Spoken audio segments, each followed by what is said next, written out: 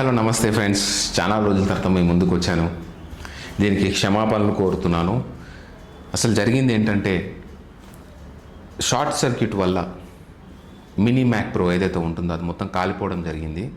ఎందుకంటే నేను ఎఫ్సిపిలోనే ఎడిటింగ్ చేస్తాను కదా. సో అది మాత్రమే కాదు, నేను వాడుతున్న ల్యాప్టాప్ కూడా షార్ట్ సర్క్యూట్కి ఛార్జర్ కాలిపోయింది, అదేవిధంగా ల్యాప్టాప్ కూడా డ్యామేజ్ అయింది. సో ఇవన్నీ రిపేర్ చేయడానికి చాలా టైం పట్టిందండి. అండ్ మినీ మ్యాక్ ప్రో ఏదైతే ఉందో 15 days టైం అడిగాడు తను.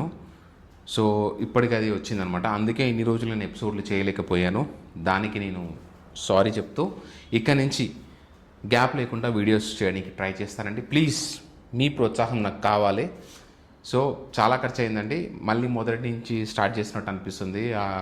చాలా ఖర్చు అయింది, ఎందుకంటే మినీ మ్యాక్ ప్రో ఏదైతే ఉందో అది తీసుకొని నేను 6 months కూడా అవ్వట్లేదు అనుకుంటా.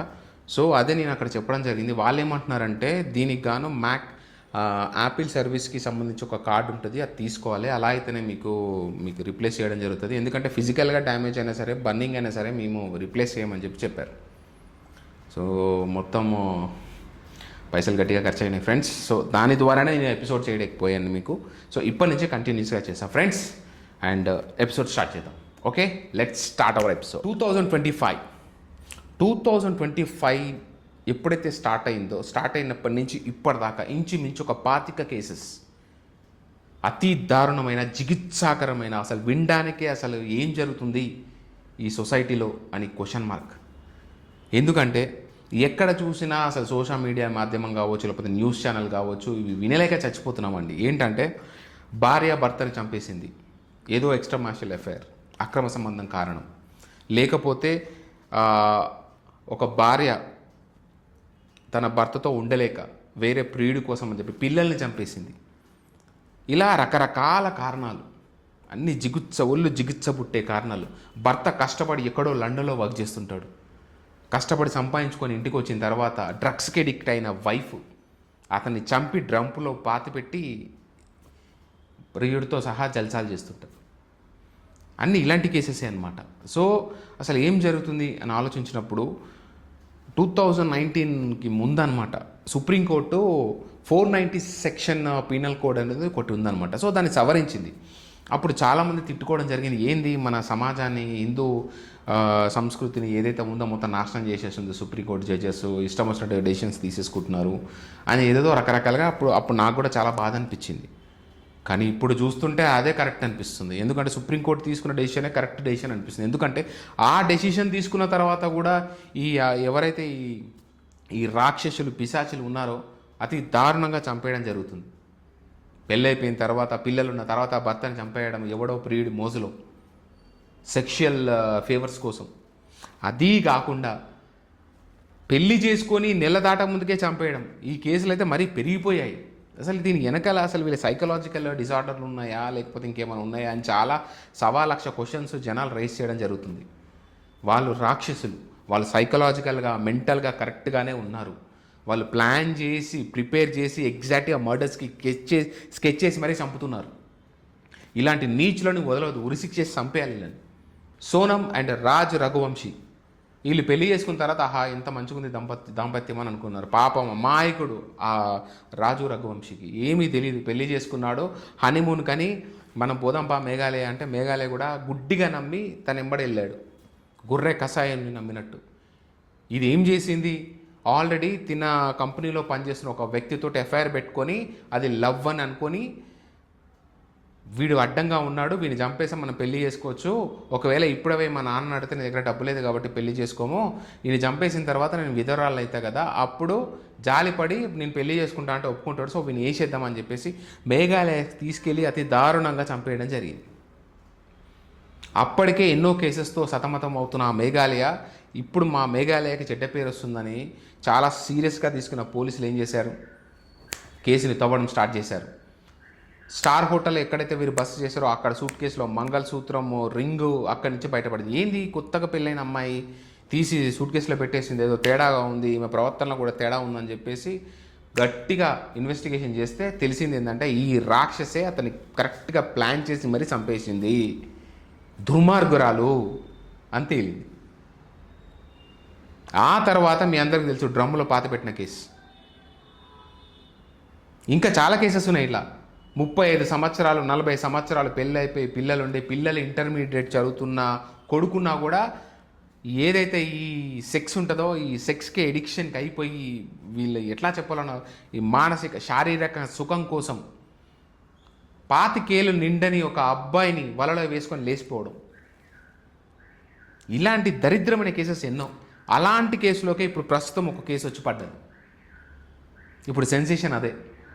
జోగులాంబ గద్వాల దగ్గర ఒక కేసు. అమ్మాయి పేరు వచ్చేసి ఐశ్వర్య, ఆమె తల్లి పేరు సుజాత. ఈ పేర్లు కరెక్ట్గా గుర్తుపెట్టుకోండి ఫ్రెండ్స్. ఇంకా బ్యాంక్ మేనేజర్ అనమాట ఒకడు, ఏది నాన్ బ్యాంక్ ఫైనాన్స్ కంపెనీస్ ఏవైతే ఉంటాయో దాంట్లో ఒక మేనేజర్ గాడు, ఆడి పేరు తిరుమలరావు. ఇంకా అమాయక చక్రవర్తి, మంచి మనిషి తేజేశ్వర్, బలిపశువు అయిన వ్యక్తి అనమాట. ఆ దుర్మార్గురాలు చంపేసింది. అసలు ఈ స్టోరీ ఏందో ఒకసారి చూద్దాం. జూన్ 17 తర్వాత నాకు తెలిసి 21కో 20కో నంద్యాల దగ్గర క్యానాల్, నంద్యాల క్యానాల్ అంటే ఒక కాలువ దగ్గర ఈ డెడ్ బాడీ దొరకడం జరిగింది. Tejeshwar dead body. అరే ఏంది ఇక్కడ డెడ్ బాడీ తేలింది ఏందని చెప్పి స్టార్ట్ చేశారు. అంతకుముందే వాళ్ళ తమ్ముడు మా అన్న కనిపించట్లేదు అని చెప్పి కంప్లైంట్ చేయడం జరిగింది. సో సడన్గా వెతుకుతున్న టైంలో డెడ్ బాడీగా తేలాడు. తేలిన తర్వాత వీళ్ళు ఇన్వెస్టిగేషన్ గట్టిగా స్టార్ట్ చేయక వీళ్ళు అమ్మాయి దగ్గర ప్రవర్తన దగ్గర నుంచి స్టార్ట్ అయింది. ఈ అమ్మాయి ఏదో తేడాగా ఉంది అని చెప్పేసి అమ్మాయిని పట్టుకొని గట్టిగా ఇన్వెస్టిగేషన్ చేయడం జరిగింది. అప్పుడు విస్తుగొల్పే విషయాలు బయటపడ్డాయి. విస్తుగొల్పే అనడం కంటే జిగుత్సాకరమైన దరిద్రమైన ఒక స్టోరీ బయటపడ్డది. ఏంటి అంటే మనం చెప్పాం కదా తిరుమల రావు అని ఒక బ్యాంక్ మేనేజర్, అది కూడా నాన్ బ్యాంక్ ఫైనాన్స్ కంపెనీ ఏదైతే ఉంటుందో అందులో మేనేజర్గా పనిచేసే తిరుమల రావు గారు తిన దగ్గరనే స్వీపర్గా పనిచేసే సుజాత, వీళ్ళిద్దరి మధ్య ఎఫైర్ ఎప్పటి నుంచో నడుస్తుంది. ఇది సుజాత కూతురైన ఐశ్వర్యకు కూడా తెలుసు, ఎందుకంటే తరచుగా వీడు వాళ్ళ ఇంటికి వెళ్తుండేవాడు కాబట్టి. సో అప్పుడప్పుడు వీళ్ళమ్మ ఆఫీస్కి వెళ్ళని టైంలో ఈ ఎవరైతే మన సోకాల్డ్ ఐశ్వర్య ఉందో ఆమెను పంపించేది. సో ఈమె వెళ్తూ మెల్లిగా ఏమైపోయిందంటే ఈ తిరుమలరావు గారు ఎవడైతే ఉన్నాడో ఐశ్వర్యతో పాటు అఫైర్ స్టార్ట్ అయిపోయింది. ఎంత సిగ్గు లేదంటే చెప్పడానికే జిగుచ్చు. అసలు స్లడ్స్, బిచ్చెస్, రాక్షసులు, అసలు వీళ్ళకి పేరు పెట్టాలంటే పేరు రావట్లేదు. తల్లి కూతురు ఒకటితోటే, అది కూడా ఇద్దరికి తెలుసు. సో ఇది గమనించిన వాళ్ళ తల్లి, అంటే సోకాల్డ్ ఈడెవడైతే తిరుమలరావు ఉన్నాడో వీడి మోజులో పడిపోయిన వీళ్ళ తల్లి దాన్ని వదిలించుకోవడం కోసము తేజేశ్వర్ అని ఒక అమాయకుడు అని ఒక మంచి వ్యక్తికి మ్యారేజ్ సెట్ చేసి పంపించేద్దామని సెట్ చేసింది. కరెక్ట్గా పెళ్ళికి ఒక 2-3 రోజుల ముందే ఇది జంప్ ఐశ్వర్య వీనితోటి. తర్వాత వీళ్ళు కాల్ చేసి ఆరాధయ్యగా నాకే నా కూతురు పోయిందని బాధతో నేనుంటే మీరేందమ్మా ఫోన్ అని చెప్పి రివర్స్గా అన్నదంట. సో వీళ్ళు వాళ్ళ అమ్మ నాన్న మొత్తం ఎంక్వైరీ చేసుకున్నారు. ఎంక్వైరీ చేసుకున్న ఆ ఎంక్వైరీలో బయటపడ్డది ఏంటంటే నవీన్ అనే వీళ్ళ కొడుకు ఎవరైతే ఉన్నారో అతన్ని కూడా ఒక 2 months బ్యాకే చంపేయడం జరిగిందని ఎందుకు అనాల్సి వస్తుందంటే కింద పడి కాలు జారి కింద పడి తలకు దెబ్బ తగిలి చనిపోయాడని చెప్పి చెప్తున్నారు వీళ్ళు తల్లి కూతురు. ఎందుకంటే అంతకు ముందే వీళ్ళ ఎఫ్ఐఆర్ల గురించి వీళ్ళ చేష్టల గురించి తెలిసిన ఆ అబ్బాయి ప్రశ్నించడం జరిగింది, తిట్టడం జరిగింది. సో వీళ్ళకి అడ్డనుకొని వాళ్ళని లేపేశారని చెప్పి అనుమానాలు అనమాట. ఇది ఇప్పుడు ఇంకా తేలాల్సి ఉంది ఆ అబ్బాయి ఎలా చనిపోయాడు అని. సో ఇవన్నీ విషయాలు బయటపడ్డాయి. సో ఇదేదో తేడాగా ఉంది, ఈ సంబంధం వద్దు పెట్టా అని చెప్పి తల్లి తండ్రులు తేజేశ్వరికి ఒక అవకాశం వచ్చింది, ఆ అమ్మాయిని వదిలేసుకునే అవకాశం. కానీ ఏం మాయబట్టిందో ఏం మత్తు చేసిందో ఆ మహాతల్లి. కానీ ఫైనల్గా ఆమె తిరిగి వచ్చేసి లేదు నేను పారిపోలేదు, నేను ఎవరితో లేచిపోలేదు, ఫైనాన్షియల్ ప్రాబ్లం వచ్చింది కదా, నీ కట్నం డబ్బుల కోసమనే నేను ఇక్కడికి వెళ్ళాలని చెప్పి సోది చెప్పింది. అని బుట్టలో వేసుకుంది. సరే ఇక కొడుకు ఏమంటుండో తప్పట్లేదు అని చెప్పేసి పెళ్లి చేశారు.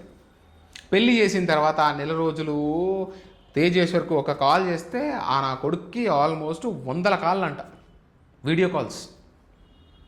అసలు ఏం జరుగుతుందో ఎవరికి అర్థం కాదు. దాని తర్వాత చిన్న రసభాసం ఉంటుంది కాబట్టి వాళ్ళిద్దరి మధ్యలో ఫైట్ ఏవో జరిగినట్టున్నాయి. ఫైనల్గా ఇది ఏం చేసిందంటే దీనికి ఏదైతే ఈ ఎఫ్ఐఆర్ ఉందో, అక్రమ సంబంధం ఉందో, ఇది జరగట్లేదనమాట. సో మళ్ళీ ఏం ప్లాన్ చేసిందంటే మళ్ళీ ఇంతకు ముందు వీళ్ళు ప్లాన్ ఏం చేసుకున్నారంటే ఈ ఐశ్వర్య ఆ తిరుమలరావు గారు కలిసి వాళ్ళ భార్యను చంపేస్తే ఇది పోయి మన పెళ్లి చేసుకుని వానితో పాటు ఉండొచ్చు అని ప్లాన్ చేసుకున్నారు. కానీ ఆ భార్య చాలా తెలివైంది, తిరుమలరావు భార్య చాలా తెలివైంది కాబట్టి గట్టిగా స్ట్రిక్ట్గా వార్నింగ్ ఇచ్చి వదిలేసింది. సో భయపడిపోయిన వాడు ఏదైతే మర్డర్ స్కెచ్ చేశాడో అది ఆపేశాడు. ఇది ఇంకా ట్విస్ట్ ఏంటంటే వీళ్ళు మర్డర్ చేయడానికి కూడా 20 లక్షల లోన్లు తీసుకున్నారు. ఆ 20 లక్షల లోన్ తీసుకొని అందులో 2 లక్షలు ఈ మర్డర్ చేసే వాళ్ళకి ఇద్దామని. వీటి చుట్టూ తిరుగుతారు కదా లోన్ల కోసం, ఈ మేనేజర్ చుట్టూ. అలా తిరిగిన వాళ్ళలో నగేష్ అని ఒక వ్యక్తి, పరశురాము, రాజు అనమాట. వీళ్ళు ముగ్గురిని వీడు కాంట్రాక్ట్ ఇవ్వడం జరిగింది చంపేద్దామని. బెడిసి కొట్టి మధ్యలో ఆగిపోయింది కదా. సో కొద్ది రోజుల తర్వాత మళ్ళీ వీళ్ళకి ప్లాన్ వచ్చేసింది. ఏంటంటే ఇప్పుడు ఆ భార్య ప్లేస్లో మన తేజేశ్వరిని చంపేయాలి. ఎంత దారుణం అంటే, సో వాళ్ళ భర్తని నమ్మించి ఒక దగ్గర సర్వే ఉందని చెప్పి ఆ ప్లేస్కి తీసుకెళ్ళడం జరిగింది. సో జూన్ 17 ఎప్పుడైతే ఈయన స్టార్ట్ అయిపోయి ఆ ఏరియా దగ్గరికి వెళ్ళిండో, ఆ లొకేషన్ కావచ్చు ఏదైనా కావచ్చు, వీళ్ళందరూ షేరింగ్లో ఉన్నారు కదా, వీళ్ళ భార్యనే పంపించడం జరిగింది వాడికి. ఫైనల్గా వీళ్ళు స్కెచ్ చేసి అతి దారుణంగా కత్తులతోటి అమానుషంగా పొడిచి చంపడం జరిగింది. గొంతు పైన కాట్లు కూడా ఉన్నాయి. సో చంపేసి ఆ కాలువ దగ్గర పడేయడం జరిగింది. కరెక్టే 2 రోజుల తర్వాత 3 రోజుల తర్వాత ఆ శవం బయటికి రావడం జరిగింది. ఇది స్టోరీ. ఇక్కడి నుంచి ఎంత విస్తుగొల్పే స్టోరీలు అంటే, వీడు ఏం ప్లాన్ చేసిండంటే లోన్ తీసుకొని ఈ అమ్మాయిని తీసుకొని లడాఖ్లో వెళ్ళిపోదామని చెప్పి ప్లాన్ చేశారు. వీడు లడాఖ్కి వీడు షిఫ్ట్ చేసుకున్నాడా వీడు జాబ్ని అర్థం కాదు, క్వశ్చన్ మార్క్ అనమాట. సో ఇంత దరిద్రమైన ప్లాన్ ఇక్కడ కాదు అక్కడ కాదు, లడాఖ్లో. అంటే లడాఖ్ పోతే దొరకరా దొంగల ఇల్లు, నీచులు, నికృష్టులు ఇల్లు. ఫైనల్గా బయటపడిన తర్వాత సిగ్గు శరం లేని సుజాత, ఐశ్వర్య, ఈ బాడుకోలు, బూతులు వస్తున్నాయి ఈ నా కొడుకులు అరెస్ట్ కావడం జరిగింది.